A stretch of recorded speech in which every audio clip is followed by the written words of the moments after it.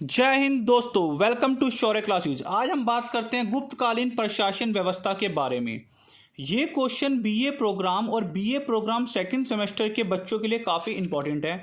तो आइए शुरू करते हैं। सबसे पहले हमें यहाँ समझने की ज़रूरत है कि प्रशासन किसे कहा जाता है। आसान शब्दों में अगर मैं बात करूं तो प्रशासन वो होता है जिसके द्वारा शासन को चलाया जाता है। हम दो उदाहरण की सहायता से यहाँ पे समझ सकते हैं। जैसे स्कूल में जो मुखिया होता है वो स्कूल की प्रिंसिपल होती है। प्रिंसिपल के बाद वाइस प्रिंसिपल होती है। वाइस प्रिंसिपल के बाद एचओडी होता है। एचओडी के बाद जो 11th-12th के टीचर होते हैं वो होते हैं। उसके बाद 10th के टीचर्स होते हैं। उसके बाद प्राइमरी के टीचर्स होते हैं। तो ये एक प्रकार से प्रशासन की व्यवस्था है कि भाई सबसे ओहदा सबसे बड़ा पद किसका, उसके बाद ओहदे के अनुसार ही प्रशासन किया जाता है। दूसरे एग्जाम्पल से अगर हम समझें तो भारत में जो सबसे मुख्य हैं, सरकार किसके द्वारा चलाई जाती है? प्रधानमंत्री के द्वारा। प्रधानमंत्री के बाद आता है कैबिनेट मिशन, जैसे होम मिनिस्टर हो गए, फाइनेंस मिनिस्टर हो गए, रेल मिनिस्टर हो गए, उनके द्वारा। उसके बाद आते हैं आपके एमपी, जिनको मेंबर ऑफ पार्लियामेंट कहा जाता है। उनके बाद आते हैं आपके राज्य के सीएम, जिनको मुख्यमंत्री के नाम से जानते हैं। उनके बाद आते हैं आपके एमएलए। उनके बाद आपके आते हैं आपके निगम पार्षद। इसी प्रकार से एक प्रशासन को चलाया जाता है। जो व्यवस्था आज है शासन को चलाने की, वही व्यवस्था पहले भी होती थी। गुप्त काल में प्रशासन का मुख्य केंद्र राजा होता था। हाँ जी, गुप्त काल में जो साम्राज्य होता था, प्रशासन का मुख्य केंद्र राजा होता था। राजा के पास ही सारी शक्तियाँ होती थी। गुप्त काल के शासकों को महाराज अधिराज के नाम से भी जाना जाता था, या फिर परम भट्टारकर की उपाधियां होती थी। हम कह सकते हैं कि गुप्त काल के शासक अपने आप को महाराज अधिराज के नाम से बुलाना पसंद करते थे, या फिर परम भट्टारकर के नाम से भी जाना पसंद करते थे। ये भारी भरकम उपाधियों को धारण करते थे। इसी प्रकार से जैसे आज के टाइम में प्रधानमंत्री की सहायता के लिए कैबिनेट मंत्री होता है, उसी प्रकार से गुप्त काल में राजा की सहायता के लिए भी एक मंत्री परिषद होता था। इनके सदस्यों को अमात्य के नाम से जाना जाता है। जैसे आज कैबिनेट मिनिस्टर होते हैं, उनको कहा जाता है, उस टाइम पे उन्हें अमात्य के नाम से जाना जाता है। जैसे अमात्य के पद पे वो लोग होते थे जो कि राजा के सबसे करीब होते थे। अगर हम बात करें उस समय एक ही मंत्री के पास कई विभाग भी हो सकते थे। उदाहरण के लिए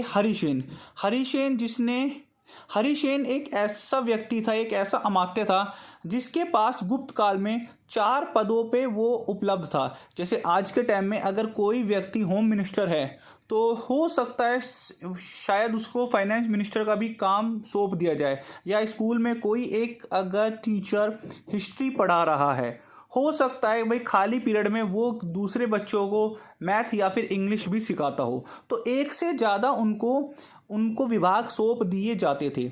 इसी प्रकार से अगर साम्राज्य के बाद उनके अधीन आते थे देश, भुक्ति अथवा अवनी, जिनको प्रांत के नाम से जाना जाता है। गुप्त काल में जो साम्राज्य होता है वो राजा के अधीन होता है। उसके बाद वो प्रांत में आता है, उसके बाद वो जिले में आता है, जिले के बाद तहसील में आता है, तहसील के बाद गांव की सबसे बड़ी इकाई में आता है, उसके बाद गांव की सबसे छोटी इकाई में। हम ये कह सकते हैं कि जो साम्राज्य है उसका अध्यक्ष होता है राजा।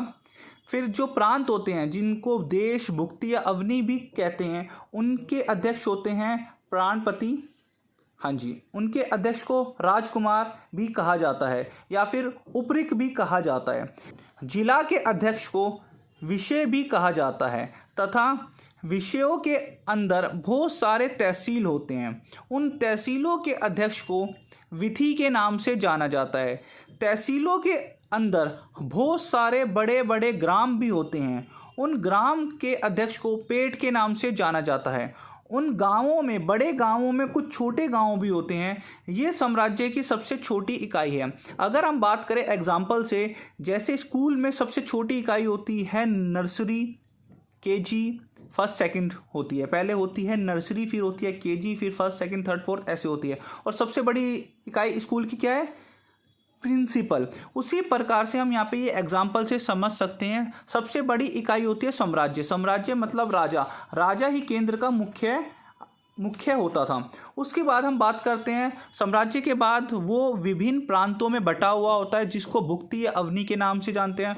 उसके बाद वो विषयों में बटा हुआ होता है जिसको जिला के नाम से जानते हैं। उसके बाद वो तहसील में बटा हुआ होता है जिसको विधि के नाम से जानते हैं। उसके बाद वो पेठ में बटा हुआ होता है जिसको बड़े ग्रामों के नाम से जानते हैं। उसके बाद वो छोटे गाँव में बटा हुआ होता है। अब हम इनके बारे में चर्चा करते हैं। हमें ये कैसे पता चला कि गुप्त काल में कोई मंत्री होता था और उसे किस नाम से जाना जाता है। आज के समय में जैसे फाइनेंस मिनिस्टर होते हैं, रेल मिनिस्टर होता है, एजुकेशन मिनिस्टर होता है, उस टाइम पे भी कुछ मंत्री होते थे, उन्हें भिन्न भिन्न नामों से जाना जाता था। सबसे पहले आता है कुमार अमात्य। कुमार अमात्य एक मंत्री होता था। यह राजा के उच्च पद अधिकारियों का विशिष्ट वर्ग था जिनको प्रांतीय पद अधिकारी सौंपे जाते थे। हम यहाँ कह सकते हैं कि राजा के सबसे करीब कुमार अमात्य होते हैं। ये ज़्यादातर राजा के चहेते होते हैं या राजा के पुत्र होते हैं।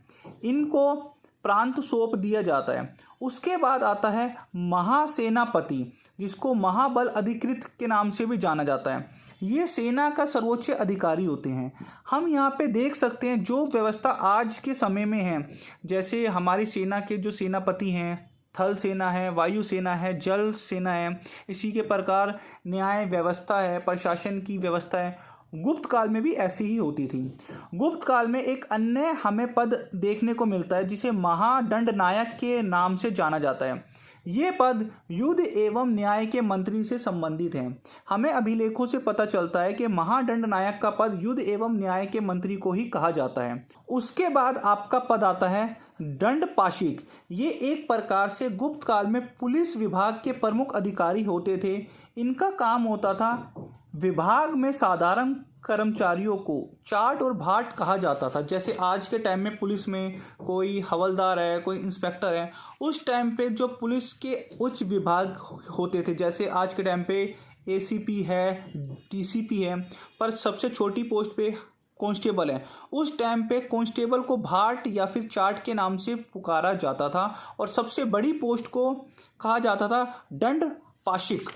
अगले अगर हम बात करें मंत्रियों की, तो उस टाइम पे एक अगला मंत्री था जिसको महादंड अधिकारी के नाम से जाना जाता था। अगले मंत्रियों में अगर हम बात करें तो एक और मंत्री का नाम हमारे सामने आता है, महामंड अधिकारी। ये अधिकारी बेसिकली राजकीय कोष का प्रमुख अधिकारी होता था। जैसे आज के टाइम में फाइनेंस मिनिस्टर होता है जिसके पास सारा का सारा फाइनेंस का लेखा जोखा होता है, उसी प्रकार से गुप्त काल में महामंड अधिकृत या महामंड अधिकारी को राजकोषीय कोष का प्रमुख अधिकारी के नाम से जाना जाता है। उसी प्रकार से अगला अधिकारी आता है ध्रुवा अधिकरण। ये बेसिकली उस टाइम पे भूमि कर वसूलने वाला प्रमुख अधिकारी होता था जो गुप्त काल में भूमि कर को वसूलता था। उसी प्रकार से न्याय अधिकरण, ये उस टाइम पे भूमि संबंधी विवादों का निपटारा करता था। जैसे आज के टाइम पे आईएएस होते हैं या फिर जो डिप्टी मजिस्ट्रेट होते हैं, भूमि संबंधी या किसी भी प्रकार का निवारण करते हैं। उसी प्रकार से उस समय पे न्याय अधिकरण जो एक पद होता था, इसका कार्य होता था, यह भूमि संबंधी विवादों का निपटारा करता था। उसी प्रकार से उस समय भूमिदान का भी उल्लेख किया गया है। भूमिदान का सबसे प्राचीन अभिलेख प्रमाण पहली शताब्दी ईसा पूर्व के सातवानों अभिलेखों से मिलता है। ये कुछ मुख्य प्रशासनिक अधिकारी थे जो कि गुप्त काल के प्रशासन को चलाते थे। अगर हम बात करते हैं प्रांतीय अधिकारी या फिर प्रांतीय प्रशासन की, तो मैं आपको पहले बता चुका हूँ। सबसे पहले साम्राज्य का जो हेड होता था उसको राजा बोलते थे। उसके बाद वो आता था प्रांत में, मतलब उस साम्राज्य के अधीन होते थे प्रांत के जो हेड होते थे, प्रांत के हेड को प्रांतपति के नाम से भी जाना जाता था। बेसिकली जो प्रांत प्रशासन का जो कार्य होता था वो कुमार अमात्य को सौंप दिया जाता था, जो कि राजा के पुत्रों में से होता था या जो राजा के सबसे करीब होता था। अगला पॉइंट है जिला प्रशासन। जिला प्रशासन प्रांत के अंदर आता था। हमें यह पता है कि प्रांत को अवनी कहा जाता है, भुक्ति कहा जाता है अथवा देश भी कहा जाता है। तो हम कह सकते हैं कि जिला प्रशासन के जो होता था वो भुक्ति के विभाजन अनेक जिलों में होता था, मतलब जो अनेक जिला मिलके प्रांत बनता था। तो इसका जो अध्यक्ष होता था, हेड, इसे विषयपति के नाम से जाना जाता है। इसके बाद जो आता है वो आता है तहसील। तहसील के अध्यक्ष को विधि के नाम से जाना जाता है। तहसील अनेक छोटे छोटे पेट में बटा होता था। इन पेट को बड़े गांवों की संख्या दी गई है, अर्थात बड़े ग्राम की संख्या दी गई है। और ये जो बड़े ग्राम होते थे इनको ग्राम के नाम से जाना जाता था। इन बड़े ग्रामों में भी छोटे ग्राम सम्मिलित थे। इन सबसे छोटी इकाई प्रशासन की ग्राम ही होती थी। इसका अध्यक्ष, ग्राम का अध्यक्ष को ग्रामपति के नाम से भी जाना जाता है। अब हम बात करते हैं अन्य चीज़ों की। गुप्त काल का जो न्याय प्रशासन था, अगर हम न्याय प्रशासन की बात करें तो गुप्त युग में प्रथम बार दीवानी और फौजदारी कानून भली भांति परिभाषित किए गए और अलग किए गए। हाँ जी, यहाँ मैं आपको समझाना चाहता हूँ कि न्याय व्यवस्था जो आज के टाइम पे दीवानी मामले होते हैं, फौजदारी मामले होते हैं, गुप्त काल में सबसे पहले इन्हीं दोनों मामलों को अलग अलग किया गया। दीवानी और फौजदारियों के मामलों को अलग किया गया और इसके ऊपर न्याय प्रशासन को छोड़ा गया। इसके ऊपर न्याय अधिकारियों को छोड़ा गया। गुप्तकालीन अभिलेखों से हमें पता चलता है कि उस टाइम पे जो न्याय अधिकारी होते थे उनके नामों को महादंड नायक के नाम से जाना जाता है, या फिर दंड नायक के नाम से जाना जाता है, या फिर सर्वदंड नायक के नाम से भी जाना जाता है। और अभी मैंने आपको बताया उस टाइम जो महादंड नायक या फिर दंड नायक या फिर सर्वदंड नायक का जो पद अधिकार था वो हरिसेन को दिया गया था। हरिसेन ने ही समुद्रगुप्त की प्रशस्ति को लिखा है। इसी प्रकार से हमें अभिलेखों से पता चलता है कि गुप्त काल में व्यापारियों तथा व्यवसायियों की श्रेणियों के अपने अलग न्यायालय होते थे जो अपने सदस्यों के विवादों का निपटारा करते थे।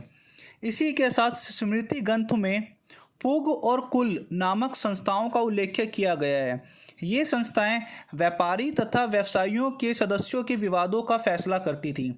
इसी प्रकार से अगर हम आगे चले तो फायान के विवरण से पता चलता है कि दंड विधान अत्यंत कोमल था। इसमें यह बताया गया है कि गुप्त काल में दंड विधान काफ़ी कोमल था तथा किसी को भी भारी दंड नहीं दिया जाता था, साथ ही किसी को भी मृत्यु दंड नहीं दिया जाता था। ये सभी बातें हमें अभिलेख के द्वारा पता चली है। इसके बाद सैनिक संगठन की बात करते हैं। गुप्त काल में सेना का जो सर्वोच्च अधिकारी होता था उसे महाबल अधिकृत कहा जाता था। इसमें हाथियों की सेना का प्रधान को महापिलुपति कहा जाता था तथा घोड़े की सेना के प्रधान को भ्रष्ट शवपति या अशुभपति के नाम से जाना जाता था। इसी प्रकार से सेना में सामानों की व्यवस्था रखने वाले प्रधान अधिकारी को रण भंडारण अधिकारी कहा जाता है। ये सभी पद प्रशासन के पद हैं। जैसे कि अभी आपको हमने बताया कि गुप्त काल में प्रशासन की जो सबसे बड़ी इकाई होती थी वो साम्राज्य होती थी। इसका अध्यक्ष राजा या इसका हेड राजा होता था, अर्थात हम कह सकते हैं कि साम्राज्य केंद्र में राजा ही होता था। उसके बाद आता है देश, भुक्ति अथवा अन्वी। उसके बाद जिला आता है, जिला के अंदर तहसील आता है, तहसील के अंदर पेठ आता है और पेठ के अंदर ग्राम आता है। अगर आपको वीडियो पसंद आया हो तो वीडियो को लाइक कीजिए, शेयर कीजिए और चैनल को सब्सक्राइब करना मत भूलिएगा। हमारी अगली वीडियो गुप्त काल की सामाजिक और आर्थिक स्थिति के बारे में होगी। जय हिंद, जय भारत।